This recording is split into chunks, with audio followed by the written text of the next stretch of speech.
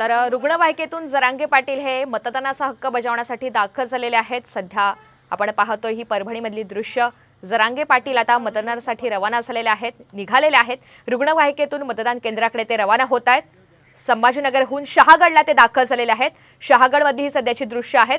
शहागडमध्ये मतदान करण्यासाठी जरांगे पाटील हे दाखल झालेले आहेत। आज दुसऱ्या टप्प्यातील मतदान पार पडतंय आणि प्रकृती काहीशी अस्थिर असताना देखील मतदान करण्याचा निर्णय त्यांनी घेतलेला आहे आणि याच माध्यमातून सर्वांनी मतदान केलं पाहिजे असं आवाहन त्यांनी सर्व लोकांना केलेलं आहे।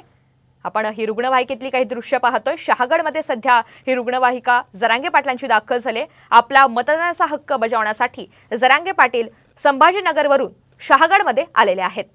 थोड्याच वेळात त्यांच्याकडून मतदानाची प्रक्रिया ही सुरू करण्यात येईल। मतदान ते करणार आहेत। तसंच इतरही लोकांना त्यांनी मतदान करण्याचं आवाहन केलेलं आहे। मूलभूत हक्क हा बजावलाच पाहिजे असं वक्तव्य त्यांनी केलेलं आहे, असं मत त्यांनी मांडलेलं आहे। आज दुसऱ्या टप्प्यातील मतदान पार पडते आणि यासाठी आता मतदानाचा हक्क बजावण्यासाठी जरांगे पाटील शहागडमध्ये दाखल झालेले आहेत।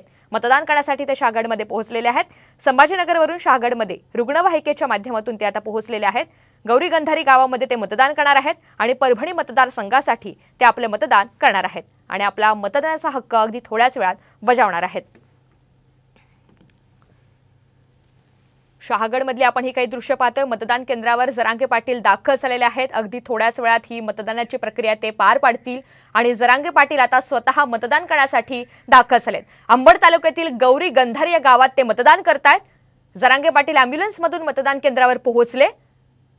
प्रकृती स्थिर नसतानाही मतदान करण्यासाठी आग्रही असलेले हे जरांगे पाटील आता स्वतः रुग्णवाहिकेतून दाखल झाले। तसंच इतरांनाही त्यांनी मतदान करण्याचं आवाहन केलेलं आहे।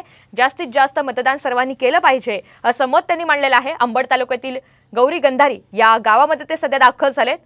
तर शहागडमध्ये आपण पाहतोय आता जरांगे पाटील दाखल झालेले आहेत।